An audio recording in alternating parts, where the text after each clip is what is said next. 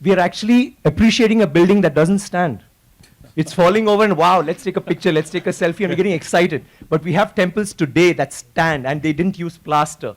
Do you know that for this particular stone, they had to use a ramp, which was 6 kilometers long, which was pulled by bulls, elephants, and people. 6 kilometers long to get it up there, without any machinery, without any cranes, without anything. And they didn't have plaster. It's withstood 6 earthquakes. And this happened in the 9th century. I'm sorry, I'm taking so much time. It happened in the 9th century when the rest of the world, you talk about superpowers today, the 9th century all this happened when we had the biggest maritime naval thing in the world. America hadn't been discovered by Columbus till 500 years later. So think about our culture, think about how advanced we were. We need to be proud of this. It's nothing to do with North India, South India, West India, East India. It is, we are Indians. And we need to feel proud about that.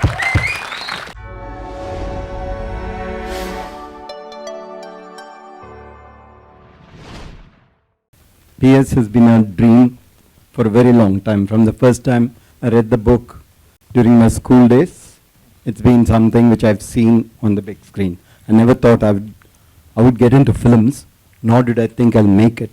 But it's always been calling to be made. I think it was so spectacular as a visual, as a story, as an adventure. So, and several people have tried to do this before, and they've not been able to. They've not been able to because of one reason. They wanted to leave it for me. So I'm so happy, so glad that I get to make it, and get to make it with, at this time, when the technology has improved tremendously. So we are able to do it with a lot more comfort, lot more authenticity, and to be able to do it with this kind of cast and crew. In fact, not just being right for the role, but also being right for the film and caring for the film and willing to do that walk along, So it's very special. It's very special, and thank each one of them. Also thank the producer who trusted us and gave us the money to go ahead and do it. And Subhash Karan, I thank him also. And I also have 2 more people to thank here from the Hindi film industry. One is Anil Kapoor. Yes. It was his voice on the trailer. And one more is Ajay Devgan. Right. It will be his voice on the main film. Oh, wow. So I thank both of them. And I thank all of you. This book is really extensive, and it's got so many characters, so much of details, there's so much of history written in it, and a lot of research went into the book. And so all that were, a platform. It's on a plate for me, so we could put it together in a cogent way. And because we are, putting 5-part book, with over 2,000 pages nearly, into 2 films, there were some parts that had to be crunched, had to be brought together and told in a cogent fashion that people will be able to follow. So this was a task which I really enjoyed. मुझे हिंदी नहीं मालूम है, माफ कीजिए. So my journey or my life started with Mani sir. Ji. So very interestingly, he had wanted to cast somebody who would look like Surya's brother. Okay. But Surya's brother came from US. Okay. And Mani sir thought, why not see him? But I was 110 probably kgs. Okay. So I took the opportunity to meet Mani sir, tell him that, sir, I want to work with you. That's why I came back from US, and he said, most welcome. I didn't expect that. So from the next 2 weeks, I joined Mani sir and started working with him. So all my life, if I had achieved something in this last 15 years, I think I've learned everything from Mani sir. His passion for cinema, the discipline, the way he never compromises or anything, and the way he wants to push the bracket. Right. He never compromises. He wants to, take everything to the next level. Right. In terms of which he doesn't want to repeat himself. Yeah. He pushes everything. He pushes you. He gets the best out of you. Like what Rahman sir beautifully said that day. He's always looking for something extraordinary. Right. He keeps searching. So that's something which I always learn from him. And this particular film, I think it's been his dream for about 40 years. Right. And this has been a dream for the Tamil film industry for about 70 years. It's one of the best-selling novels. Till today, it's a bestseller. My daughter, 9 years old, she's loving it and she's reading it. So you can imagine the success of the story already. You know, the story is already a hit. Right. And the way Mani sir is going to bring it on screen, I think it was a pleasure working. Honestly, the first day we went to shoot, it felt like going to a temple. We were woken up at 2 o'clock in the morning, and all these guys, these fabulous costume and makeup guys were up, and they were ready. So I don't know when they slept, or if they even slept that day. And this first shot was at 6 o'clock, and I could see Mani sir happy, because we know as ADs, if he doesn't get the shot at morning 6 o'clock, we are all dead. Okay. So but this film, I think Mani sir really enjoyed working on this film with this fabulous cast. I think every actor in the film has been a hero or a heroine. Right. Everybody. Right. And this particular story has characters like how a Mahabharata or a Ramayana has so well-etched, layered characters, and that's why this novel is still so good. And playing those characters aren't easy. You know, there's already so many imaginations of each character, and taking it in, and like how Mani sir says, keep it real. Yeah. But real and 1,000 years back. So that's a big challenge. So then you have to understand how the society was 1,000 years back. Yeah. Like Cholas had their own fleet. You know, Cholas had conquered all over South Asia. Right. So we didn't know all this. So the next generation is going to know all this through this film. It's going to be an experience. I wouldn't say it's a film, it's an experience. So I call PS1, I've said this before, as my triple bonus film. So, I mean, I've done a lot of films and been around for a while. Yes. And people have, I mean, it's a very common question. Everyone's asked me, what character do you wish to play, since you've pretty much done so many already. Right. And I've always said I want to be part of a period film. Obviously, I want to play a princess, right? Yeah. And I mean, so this PS1 is my triple bonus film because firstly, I get to play a princess. Secondly, it is a Mani Ratnam film. And third, what was the third? that we finished it. I'm blind. Can you come back? No worries, we'll come back to the third point. Oh, the third was the period film. Okay. Yeah, third was the period. Did you just make it up? Sorry, princess, period film, Mani Ratnam film. Yes. The one and only Mani Ratnam. It's his movie, and we are so happy and privileged and honored to be part of his film. Thank you for also making it light by asking us about the selfie. Well, what can we say? I think it's people's love, right? It's their response and their love for us that they're making something as normal as just two artists who are having fun on a set and just making a memory to remember the day and the moment. And yeah, thank you all for the love and making a trend. Thank you. A lot of connection with Mumbai. The main one being, I did a course in Kishore Namit Kapoor Institute few years back, lot of years back. So I just finished college and I entered there. You know, Vivek Oberoi and Hrithik Roshan sir, everybody are from there. Yeah. That's what I heard. And we also saw many people coming and giving guest lectures there. So that was the connection. And I learned a lot of things there. Mainly I learned what not to do in cinema. So that's what they teach you first. That helped me a lot. Yeah. So it's a full circle now. Yes. When you come to Mani sir, that's what you learn. First, don't do this. That's what he says. You know, when I emote something, he says, don't give stress on each and every word. Keep the basic emotion in your mind. The stress will come automatically, naturally, organically somewhere. So that is enough for the scene. I think that is the secret of Mani sir, because even the great actors in the industry, when they act in a Mani Ratnam film, they act differently. I don't know how. So I wanted to know that secret. So I think I got the secret from you, sir. Even you don't know about it, but I know your secret.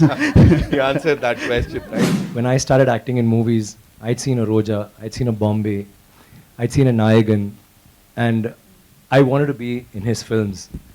I was in college that time, and I had a classmate who's a cousin of his, and I became his friend because he's his cousin. And I used to always keep asking about Mani sir. That's the impact he's had on me in the films that he's done. Mauna Ragam, there's so many movies, like frame by frame. I mean, I could just watch them over and over again. So that was a dream, to work in his film. And I had thought that, even Mr. Shankar, if I work in both their films, I would retire. I don't want to act after that. And I still hadn't started acting. But I've acted in 2 films of both of theirs, and I'm hungry for more. So that's one dream. Second dream is, of course, Rahman sir. The most amazing maestro alive, I think, in music. I mean, what he does for us. Yesterday, someone rightly said, even after 30 years, the songs that he played first, maybe in a Roja, is still very, very pertinent even today. The sounds, what he's used, the instruments he's used, how he's changed music in cinema as we know it. So it's always been a dream for me to work in his film. But what greater dream can there be than working in a film which both of them are in together? Because they've given the most amazing music always, every single time. It's always a sixer.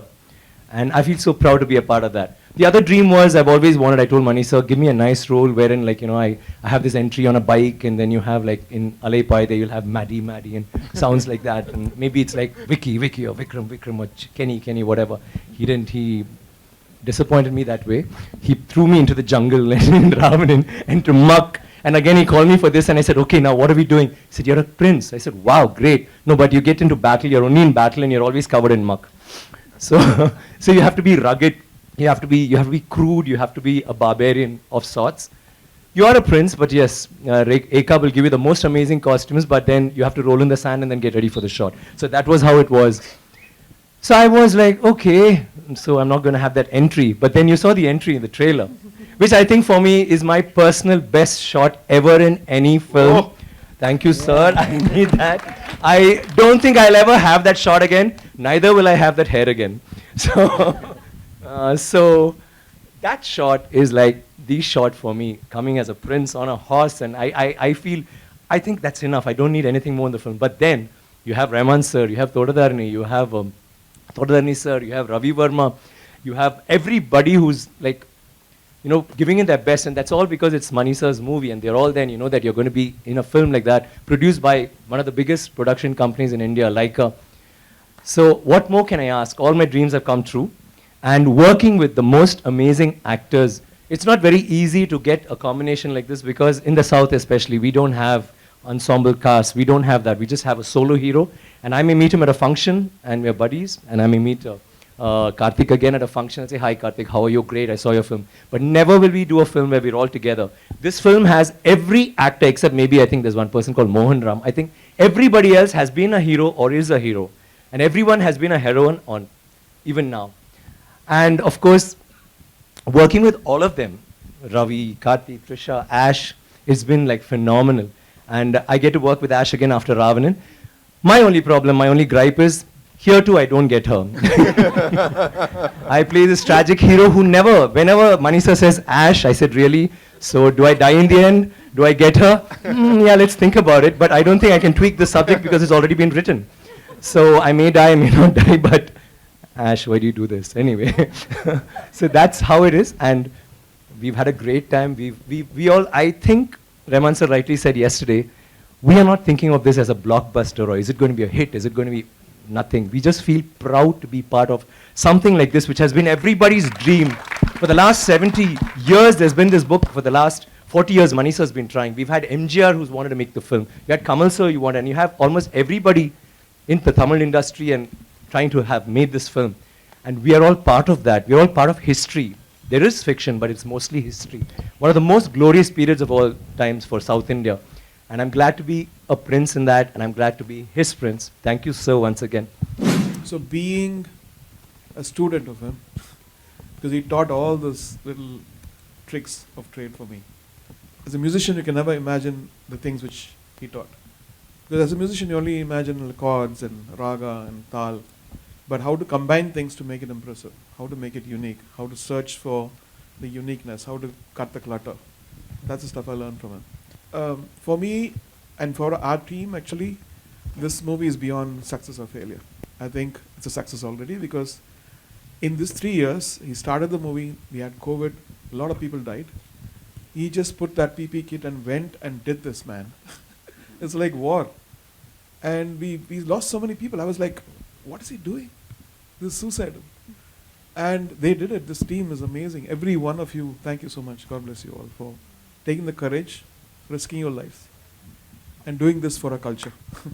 I think you learn everything from history.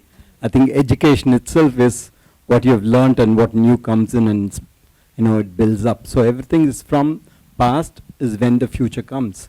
So I think especially in this novel and this film, I think after 1,000 years, it is still relevant. The politics of it is still relevant. The psychology of it is still relevant.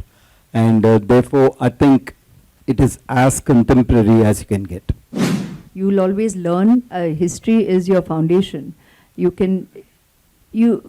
are because of a past. We all arrive into this world from a past, and you can keep dating back, delving. It's your interest. It's your approach. You have to recognize respect and acknowledgement of history is what takes us forward.